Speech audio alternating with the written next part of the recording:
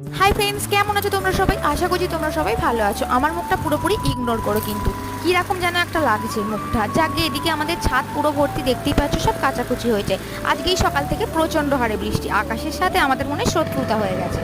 এদিকে দেখতে পাচ্ছ মাঠে আজকে রুইছে, দেখতে খুব সুন্দর লাগছিল, তাই ভাবলাম ছোট্ট একটা ভিডিও তোমাদের জন্য করেই নিই।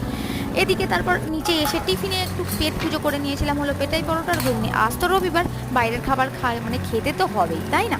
তারপর শিনুকে চান করাতে নিয়ে এসে সে আর এক বিপত্তি, সে আবারও ছুটে ছুটে জামা কাপড় তুলে ভিতরে দিতে হলো। কি আর করা যাবে বলো।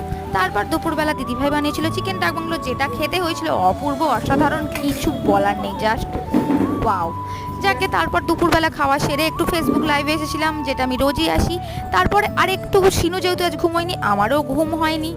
এদিকে তারপর ছাদে এসেছিলাম, ছাদের ওয়েদারটা দেখছো, খালি কিছু বলার নেই গো, ছাদের ওয়েদারটা জাস্ট অসাম। চলো আজকের মতো ভিডিওটা এইটুকুই, টাটা।